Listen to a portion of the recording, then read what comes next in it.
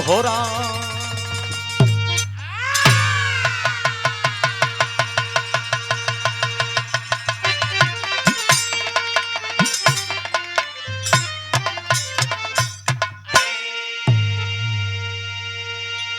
बड़ा बिरहा और बड़ा प्रसंग सुने होंगे, बहुत अच्छा अच्छा प्रसंग सुने होंगे मेरे दोस्त। लेकिन ये शाहपुर गुड़िया तारा मैदान में एक ऐसा प्रसंग प्रस्तुत करने जा रहा हूं, हमें आशा नहीं बल्कि पूरा विश्वास है कि अगर इसे आप लोग ध्यान चित लगा करके सुनेंगे तो मेरा आया हुआ सफल हो जाएगा। कैसे मास्टर? बिरहा में 4 लाइन भूमिका का भाव बा। कैसे?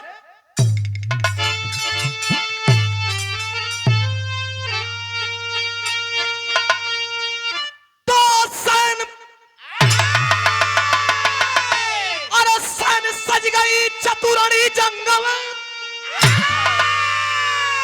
और जब लगी दाव पर हस्तिनापुर की हस्ती,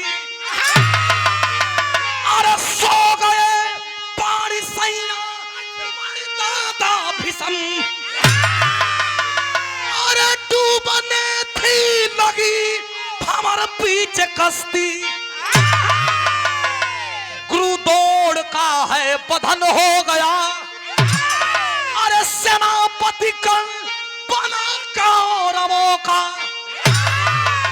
है चिंता भरी दिल में केसों के भारी, हुए मगन हर्ष बढ़ा कौरवों का।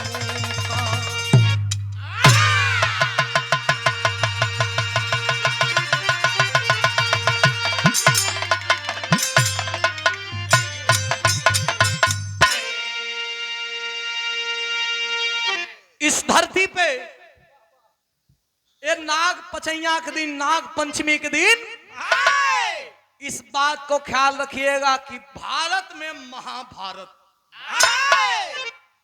ये भारत में महाभारत हुआ। लाखों करोड़ों सेना महाभारत के युद्ध में मारे गए।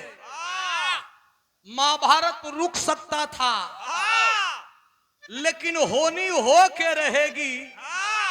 लाख करे कोई चतुराई ब्रह्मा का लिखल। समय उस समय की बात बता रहा हूं जब कौरव पांडव के गुरु दौड़ मारे गए। इच्छा मृत्यु का प्रदान जिन्हें रहा कि चाहूंगा तो मरूंगा, नहीं चाहूंगा तो नहीं मरूंगा। दादा भीषम बाण की सैया पे वो भी ये देखने के लिए करा रहे थे कि देखते हैं कि महाभारत का निर्णय किसके पक्ष में जाता है, न्याय के कि अन्याय के, धर्म के कि अधर्म के। भैया हो, जब बड़े बड़े वीर मारे गए तो उसी महाभारत में सेना नायक बनाया गया किसको? कर्ण को। कर्ण को सूर्य भगवान का वरदान प्राप्त था। उसको एक अमोघ शक्ति प्राप्त था कि जिसे जिसके ऊपर चलाएगा, देव दानव मानव, वो बचने वाला नहीं है। महाभारत का एक नियम और भी रहल कि सूरज जब तक बाड़न तब तक लड़ाई होई और सूरज डूबला के बाद लड़ाई ना होई। कर्ण जब सेनापति बनल तो के खोजे? अर्जुन के। अर्जुन के भगवान श्री कृष्ण कबो एक कहती कबो कहती लुकावत फिरत है इनके। कर्ण जब देख ली तो मारी बहुत मार, बाण चला दे, अर्जुन मर जिहन। अर्जुन का मरला का मतलब कि महाभारत की लड़ाई खत्म। भगवान बचावत हवन। एक दिन किरण सूरज भगवान डूबने वाले हैं, तब तक अचानक से कर्ण का रथ सामने हो गया। आज जब कर्ण का रथ सामने हो गया तो भगवान कहते हैं कि अर्जुन ऐसा करो, तुम रथ से नीचे उतर करके और रथ के पीछे छिप जाओ। अर्जुन कहे लगलन कि अभी सूर्य भगवान भी है, लड़ाई का मैदान भी है, मैं नहीं लड़ूंगा तो लोग क्या कहेंगे। भगवान कहते हैं जब जैसन तब तैसन ना बुझे तो मारा कैसा कहाँ उतर जा। जब करण आयल तो देखलस कि भगवान अकेले रथवा पर बाड़न, अर्जुन हइये नहीं खन, तो जान गई कि भगवान का कोनो लीला है। भगवान छल करत बाड़न। बिरहा में कौवाली का टुकड़ा बा कैसे मास्टर।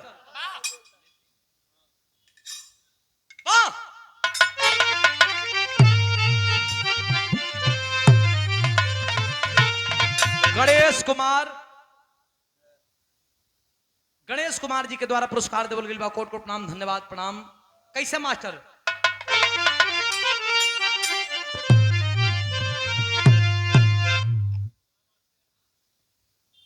रामाश्रय यादव जय सिंहपुर ना, सही है ना। पुरस्कार दिले बनी पूज्य हमारे आदरणीय चाचा जी के द्वारा, सम्मान बहुत बहुत धन्यवाद। कैसे मास्टर।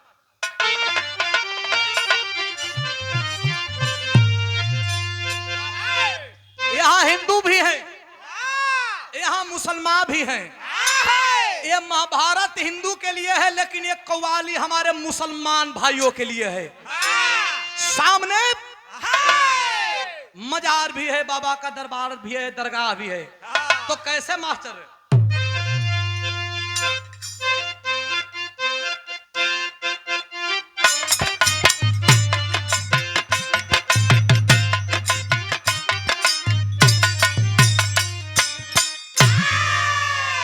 कोई फरियादी मुसलमान नवाजी मुसलमान कहता है, अरे लेते ही नाम।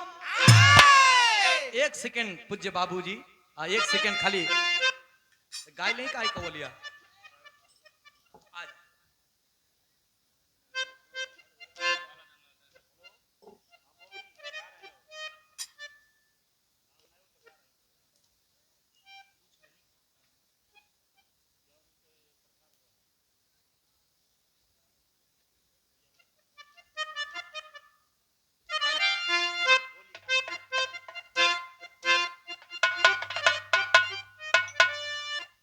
और आशीर्वाद दिया गया।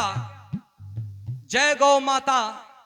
ए ठाकुर दिन गौवन सेवा ट्रस्ट उत्तर प्रदेश, गौ सेवा धाम शाहपुर रानीगंज प्रतापगढ़, इंद्र मोहन यादव स्वामी जी के द्वारा ये पुरस्कार माला और ये सम्मान दिया गया। एक बार ताली बजा करके आप लोग सम्मान करेंगे। कोट कोट प्रणाम, धन्यवाद देता हूं। गौ रक्षा दुनिया का सबसे बड़ा सेवा है। बहुत बहुत प्रणाम पहुंचे। आइए मास्टर।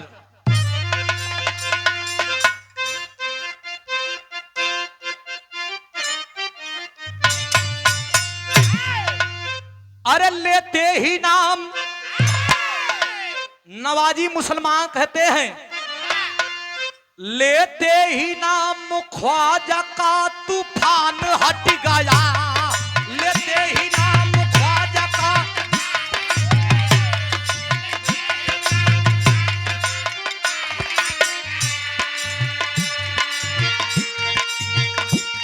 लेते ही नाम ख्वाजा का तूफान हट गया।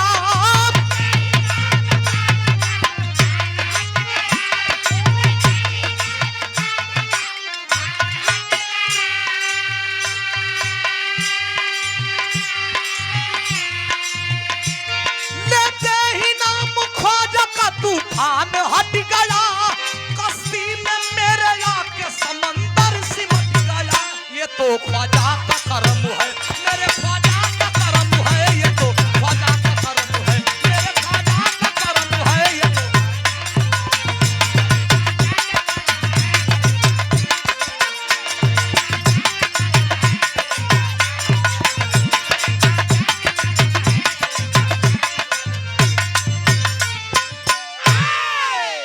लेकिन बिरहा में भाव वीरों के प्रति है कि वीर कैसन होखे के कैसन मास्टर।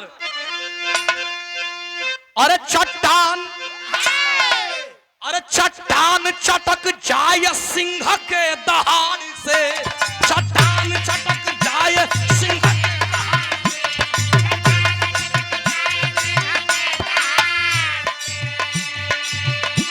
चट्टान चटक जाय सिंह के दहाड़ से। चट्टान चटक जाय सिंह के दहाड़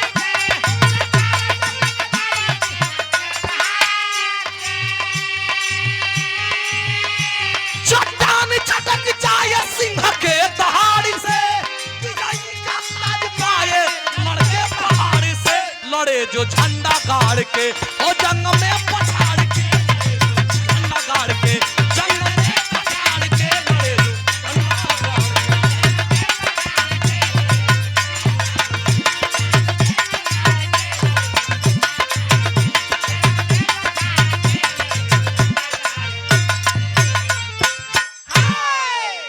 और पुरस्कार इस भाव पे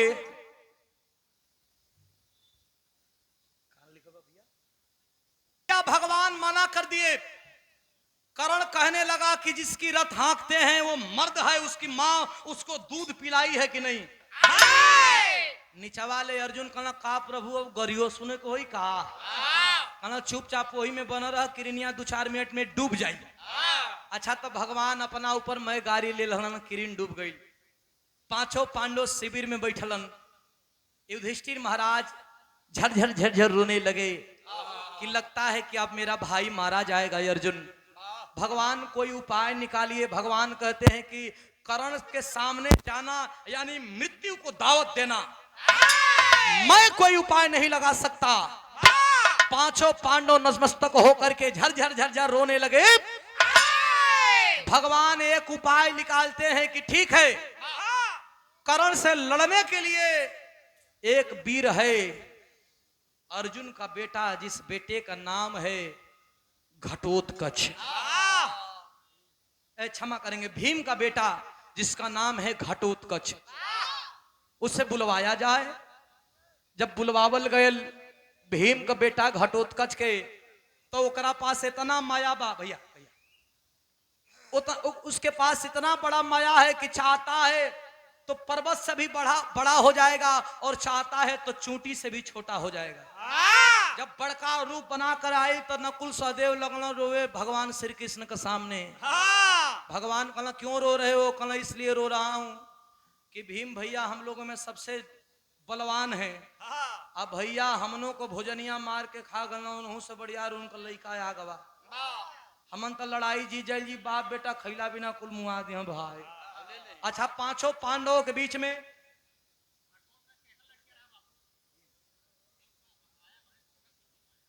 नहीं भीम जी का लड़का ए भैया छेदीलाल सरोज संसरियापुर के ऐतिहासिक धरती से पूज्य गार्जीवन जी के द्वारा 100 रुपया पुरस्कार। क्षणों में कोट कोट प्रणाम, धन्यवाद बा आशीर्वाद की कामना, ताज जिंदगी रहेगी। भैया घटोत्कच जब भ्रमण करने लगा सबसे मिला लिया।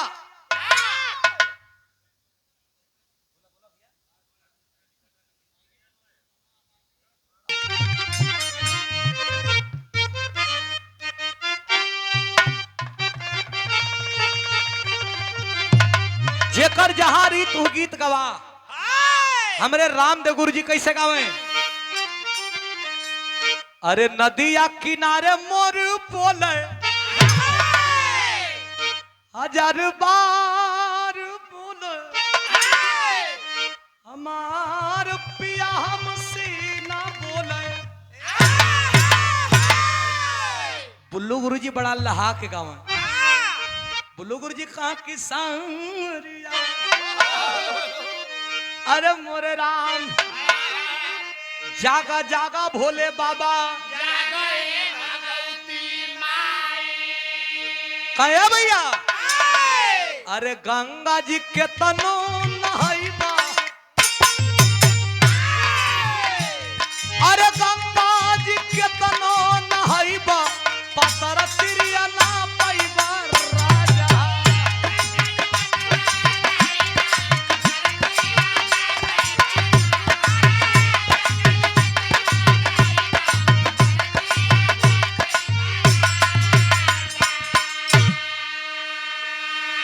कभी कभी यूट्यूबवा पर सुने के मिला था लाल जी लहरी गुरु जी के कैसे गावे? नेबुलाया नारा न सब पाती, अरे नेबुलाया नारा न सब पाती, बलम बादमासी में फंसी गया।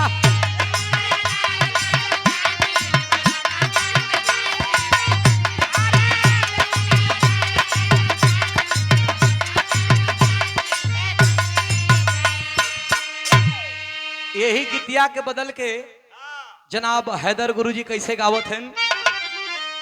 बीड़ी धरा ली है आ कैसे गई हन कि हम तोरा डिम्पल कपाड़ी, अरे हम तोरा डिम्पल कपाड़ी, राजेश खन्ना खोलो केवाड़ी, हम तोरा डिम्पल कपाड़ी, राजेश खन्ना खोलो केवाड़ी।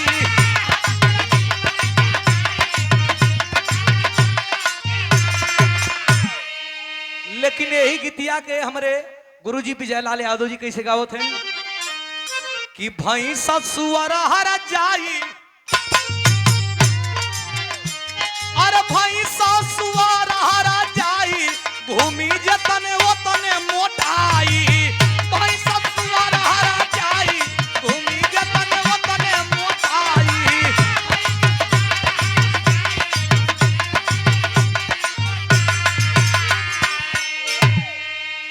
अनिल यादव भावी प्रधान प्रत्याशी शाहपुर पुरस्कार दिए हैं, कोट कोट प्रणाम धन्यवाद।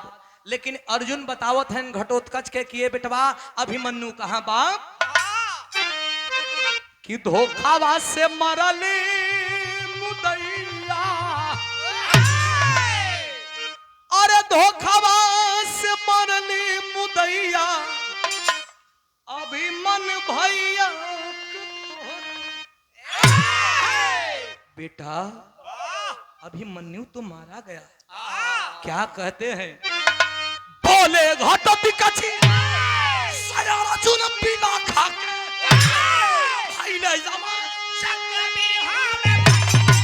भाई ले जमा चला बिहू में फंस के,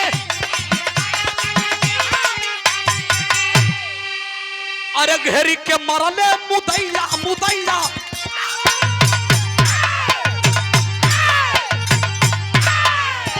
घेरी के मारले मुदैया, अभिमन भैया के तोहरो।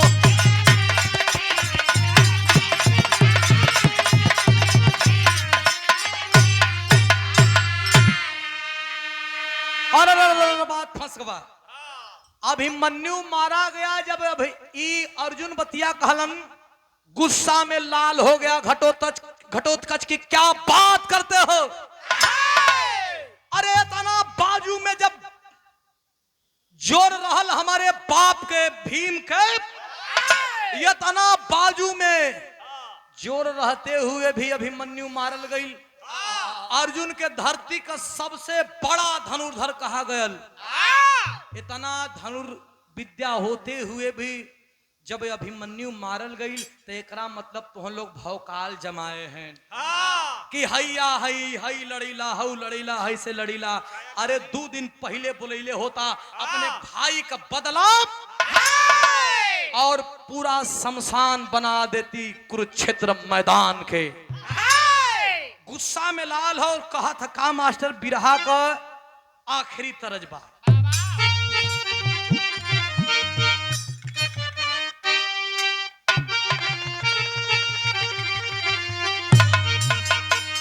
हमारे उस्ताद स्वर्गीय रामदेव गुरु जी गावे कि तोर नैना कटार हो, तोर नैना कटार, अरे गड़ी गड़ी जाना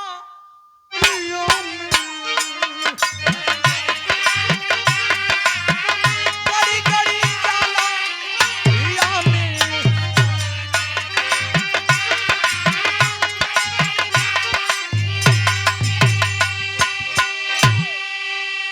एकर लगले जवाब मिले कि बुढ़ावा बेईमान, ओ बुढ़ावा बेईमान, मांग करैली का चोखा, बुढ़ावा बेईमान।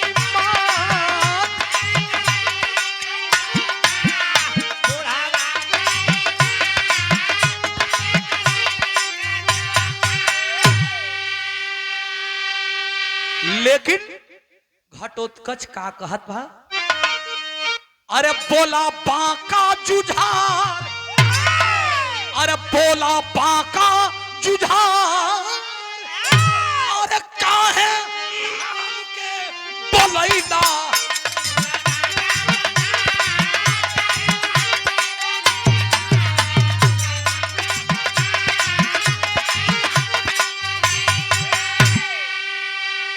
भगवान मोर्चा संभाल लिए कि देखते हैं कि घटोत्कच हावी होने लगा। भगवान कहते हैं कि ये घटोत्कच, जिसको जहां जब बुलावा आता है उसको जाना होता है। इस धरती पे किसी को रुकने का अधिकार नहीं है। और अभिमन्यु का समय पूरा हो गया था। तुम जिस लिए आए हो उस काम को अंजाम दो। ए घटोत्कच, तुम किस लिए आए हो?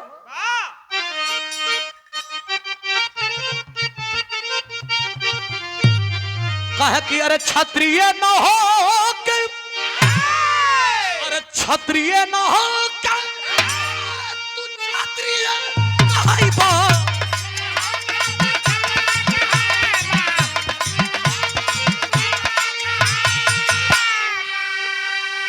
अरे जब तू सामरिया में, जब तू सामरिया में, अरे बिरता देखाई बा।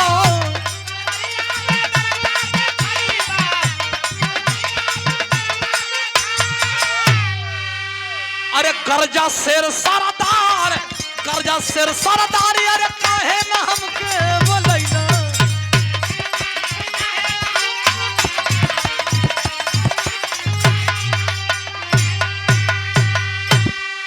भगवान लगना कहे कि जाके अपन काम कर, जो लड़े आइल हो तो लड़ा, यहाँ पलिंजर मत पड़ा। भगवान की बात मान करके कुरुक्षेत्र के मैदान में जब घटोत्कच भीम का बेटा जाता है विकराल रूप बना करके मेरे बाबूजी, तो वहां का दृश्य देख करके कवि को लिखना पड़ा। टेरिक भाव है मास्टर।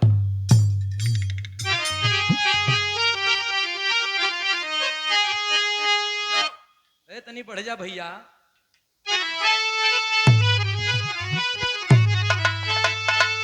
अरे नासों की रण में ढेरी मच गई, नासों की रण में ढेरी मच गई। अरे गरजा गरजा, वीर घटोत्कच खैर नहीं है तेरी।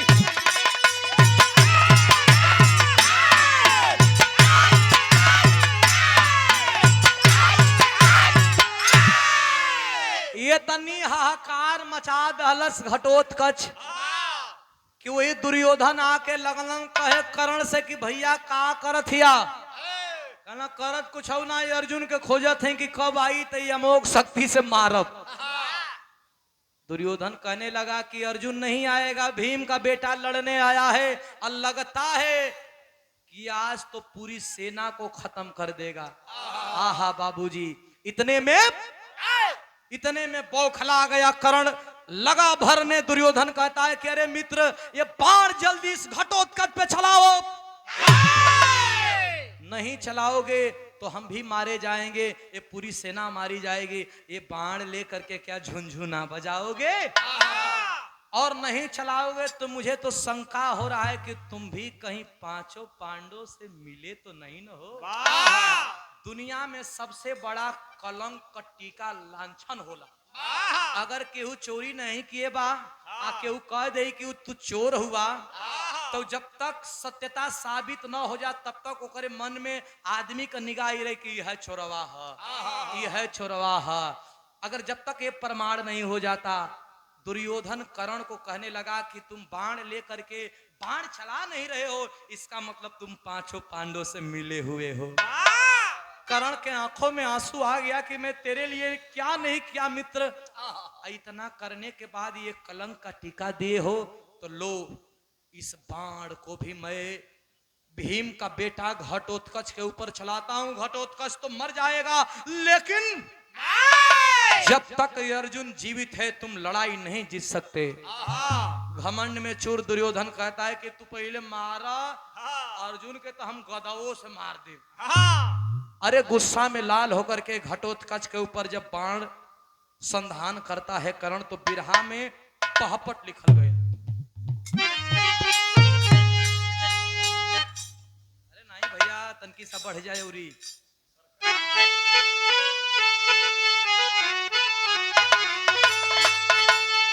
अरे विवश हुआ, अरे विवश हुआ दान पीर पनमा सलखल। अरे कटी के नाचे धरती पर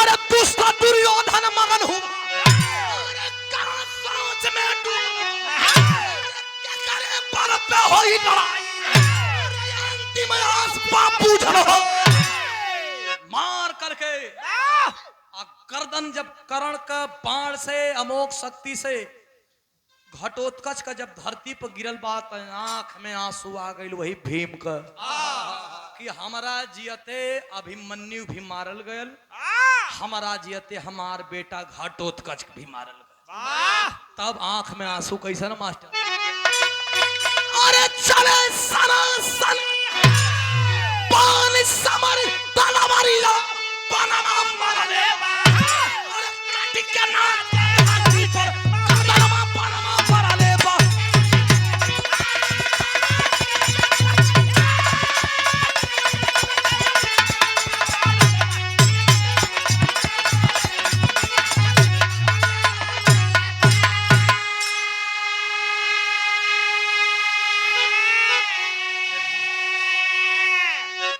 हिलिया डोला तुम लोग चारों लोग ना ये वीर सह ये मजाक ना यहाँ करेजा दुहा जाए जनला ए भैया इतना भैया लोग बड़ा जब मरले बाण अभिमन्यु के मरल घटोत्कच का मरल भगवान श्री कृष्ण कहला तुहन का लड़े लड़े भैया तुहन का लड़े मैं खानदान मर जाई तब तुहन लड़बा कहा।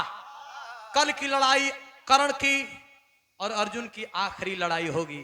क्या कहते हैं बिरहा में आल्हा लगल बा लेकिन आल्हा महोबिया आल्हा खानपुर बेलहरी आल्हा कैसे कैसे मास्टर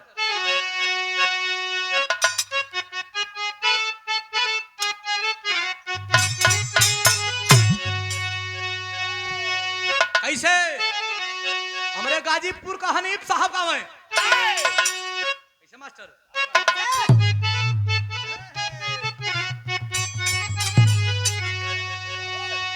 अरे की धीरज बन्हावे धीरज बन्हावे कृष्ण पांचों पांडवन के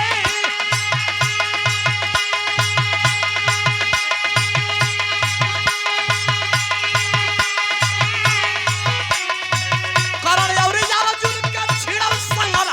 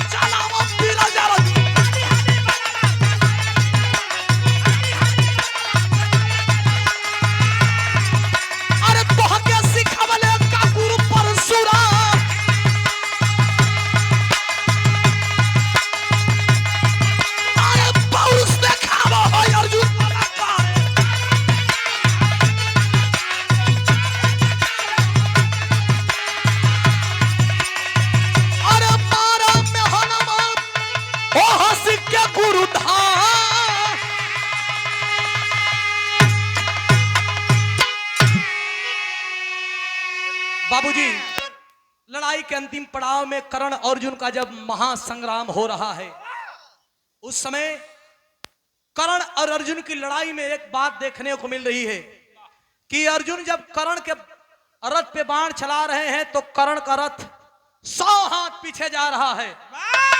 आज जब उधर से जवाबी हमला में कर्ण जब बाण चलाता है तो अर्जुन का रथ मात्र 3 हाथ पीछे जाता है। लेकिन भगवान श्री कृष्ण बड़ा मुस्कुरा करके कहते हैं कि बाहर कर्ण बा, अरे बड़े बड़े वीरों को देखा लेकिन तेरे जैसे वीर इस धरती पे नहीं देखा।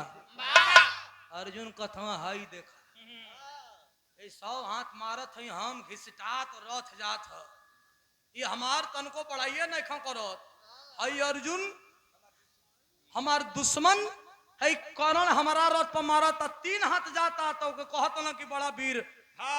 भगवान श्री कृष्ण से अर्जुन कहते हैं कि भगवान 100 हाथ बेसी होता है कि 3 हाथ? कहना नहीं, बेसी तो 100 हाथ होता है, लेकिन सुनो अर्जुन, तेरे रथ पे तीनों लोकों का भार लेकर के मैं स्वयं बैठा हूं, और तेरे ध्वज पे, झंडा पे वीर बलि हनुमान अपने गदा का पूरा भार लेकर के बैठे हैं।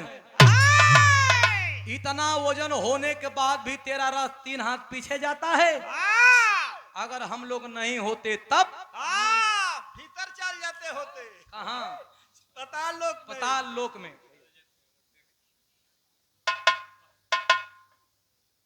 हमारे बड़का भैया महेंद्री म्यूजिक, हमारे बड़े भैया शशांक भैया बड़ा सम्मान करते हैं, प्रयागराज इलाहाबाद, बड़ा बहुत अच्छा यूट्यूब चैनल जो हमेशा हम लोगों के गीतों को परोसते हैं, बिरहा को प्रमोट करते हैं।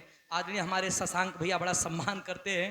और भैया का स्टूडियो भी बा, तो देखा कहिया हमन का रिकॉर्डिंग होला गाना।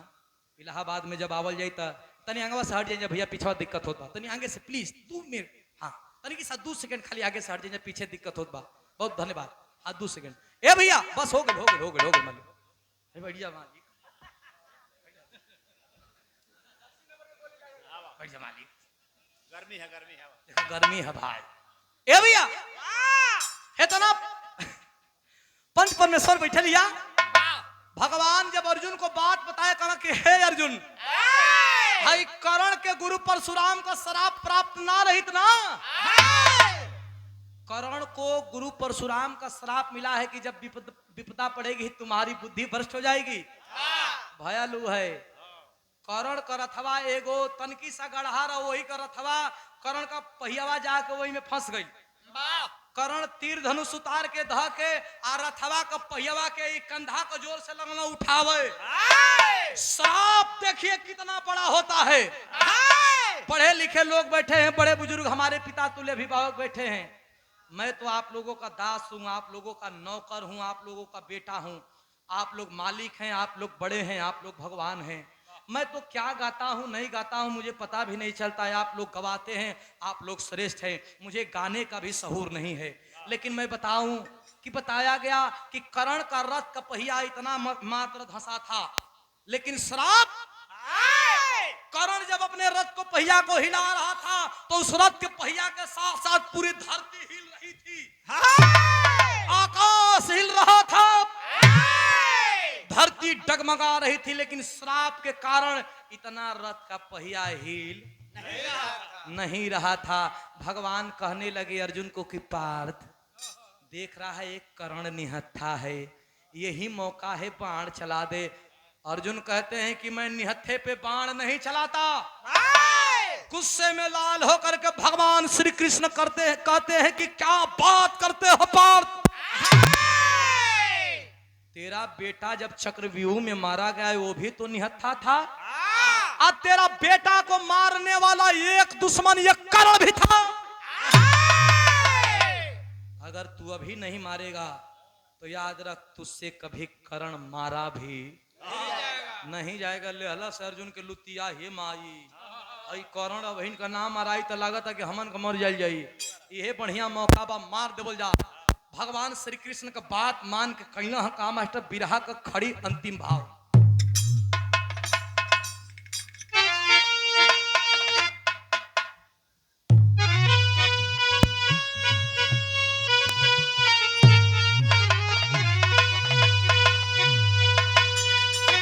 अरे वसुधा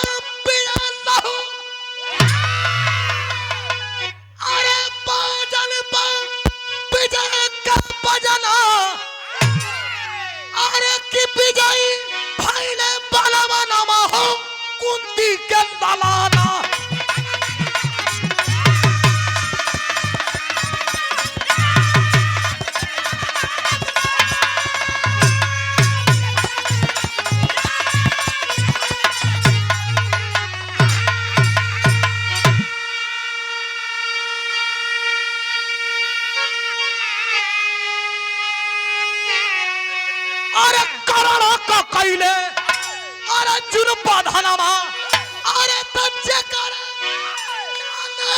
ना पूरा रे जहाना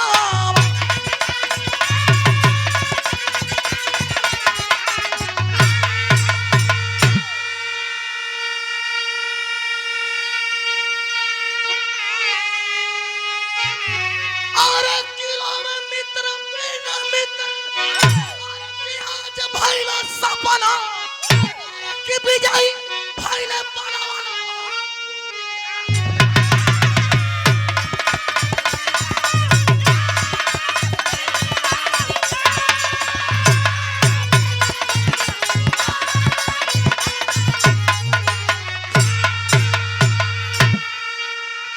मरले हमन बाबू जब बाण छलीले बड़न अर्जुन घटोत्कच के गम में अभिमन्यु के गम में जब कर्ण गिरा है तो देखा जहां मैं तहां मैं नहीं। भगवान कहन कि दुनिया में केहू तो के परास्त ना करी बस घमंड मत करो कवना चीज हमसे ढेर केहू बड़ियार नहीं खेई घमंड ह हमसे कोई बढ़िया गवैया नहीं खेई घमंड ह हमसे कोई बड़ लड़वैया नहीं खेई घमंड ह घमंड का ह कि ये इस काम को मैं कर सकता हूं ये तो ठीक है लेकिन इस काम को मैं ही कर सकता हूं ये गलत है।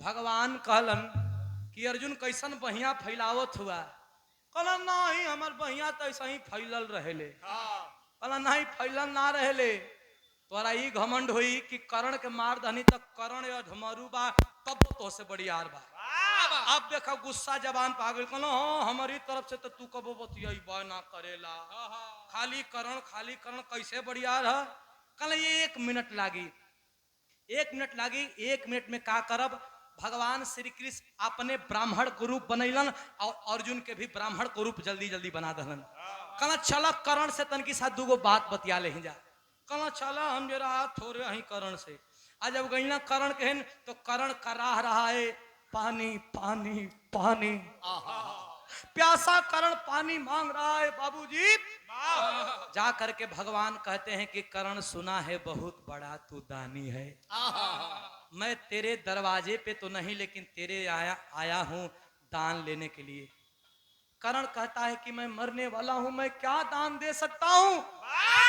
करण के बात को सुन करके भगवान श्री कृष्ण हंसने लगे ब्राह्मण रूप में है कहते हैं कि तू दान दे सकता है तू दान देना नहीं चाहता।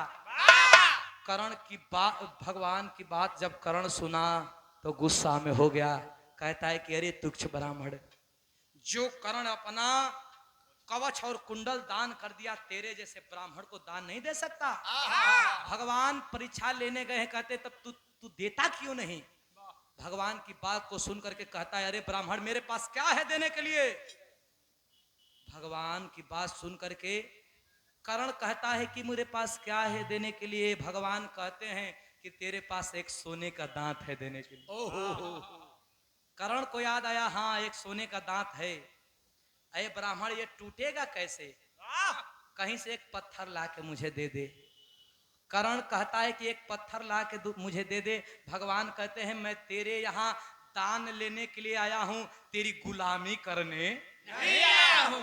मैं तुम्हारे लिए पत्थर लाऊंगा तू दांत तोड़ेगा मुझे देगा तो ये गुलामी मुझे मंजूर नहीं है तू दान दे या ना दे। भगवान की बात सुनकर के उसे क्या पता वो सोच रहा है कि ब्राह्मण है बाहर कर्ण बा रेंगते रेंगते केहुनी के बल से ठेगुने के बल से एक पत्थर लाता है बाबूजी। घायल कर्ण इस दांत को एक पत्थर से तोड़ करके पूरा मुंह खूनों से भर जाता है और उसी दांत सोने की दांत को निकाल करके उस ब्राह्मण को कहता है लो ब्राह्मण। भगवान हंसने लगे कहते हैं कि क्या रे कर्ण तुझे कोई नहीं बताया कि किसी भी ब्राह्मण को झूठा दान नहीं दिया जाता है। अब तो रोने लगा कर्ण मैं मर जाऊंगा क्या मांग रहे हो। कहता है कर्ण कि मेरी तीर धनुष कहीं पड़ी होगी ला करके मुझे दे दो। कर्ण की बात सुन करके भगवान फिर हंसने लगे कि मैं तेरी गुलामी नहीं करूंगा या दान मिले या ना मिले मैं तेरी गुलामी नहीं करूंगा। कर्ण फिर रेंगते रेंगते जाता है। अरे दान तो राजा हरिश्चंद्र भी देते थे लेकिन दानी के साथ साथ वीर इस धरती पे मात्र कर्ण के आगे लगा दान वीर कर्ण। कर्ण अपना तीर धनुष लाया, एक हाथ काम नहीं कर रहा है मेरे बाबूजी, प्रतंचा चढ़ा के धरती में छेद कर दिया, पानी का भप्पारा निकला, दांत को धो करके जो वही भगवान को देना चाहता है, भगवान नारायणी अवतार में आते हैं, कहते हैं मांग ले कर्ण, तेरी भक्ति से मैं प्रसन्न हूं। कर्ण जब देखा कि स्वयं नारायण हैं तो हंसने लगा, कहा कि तू ही हमसे परीक्षा लेत रहा, तो सुना का देबो, कहना जो तू चाहेगा मैं वो दूंगा। कर्ण रोने लगा, मर रहा हूं, मुझे चाहिए जानते हैं क्या, मेरा जब जन्म हुआ तो मेरी माँ कुंवारी थी, माई कुंवार रहल तबे हमार जन्म हो गई, लोग गरियावत रह, गाड़ी दे के बोलत रह कि पता नहीं केकर कुल खानदान का ये भगवान, जियत जी सम्मान नहीं पैली, लेकिन मरत समय हमार लाश के ऐसा जगह दफनैहा जलैहा, ऐसा जगह जलैहा कि जहां आज तक ले केहू जरल मरल ना हो। भगवान तथास्तु कह दिए। जब कर्ण मर गया तो लाश को लेके खोजने लगे, कहीं धरती पे कुंवार जगह ही नहीं थे। भगवान बड़ा चिंता में पड़ गए। इसी गुजरात के ताप्ती नदी के किनारे आते हैं, वहां जमीन मिला सुई के नोक भर। भगवान सोचे लगन कि मर्दे कर्ण कितना बड़ बा, जमीनिया इतनी बिया, उतनी एकर शरीरिया तो पवित्र रह जाई, बाकी तो अपवित्र न रही। भगवान लीलाधर लीला किए, एक सुई मंगवाए और सुई को उसी जमीन में धंसवा दिए, सुई के ऊपर अपना हथेली को रख दिए, हथेली के ऊपर चिता सजवा दिए और चिता के ऊपर कर्ण की लाश को रख करके जला दिए। जला करके उस कर्ण को दिया हुआ वरदान पूरा कर दिए। बोलिए वृंदावन बिहारी लाल की। दिया हुआ वरदान पूरा किए तो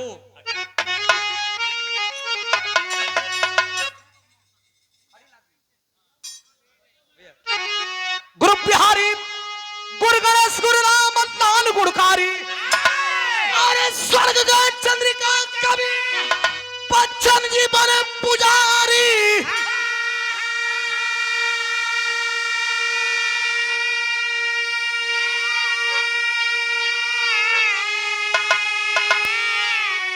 अरे 900 की रण में ढेरी मच गई तो सुधीर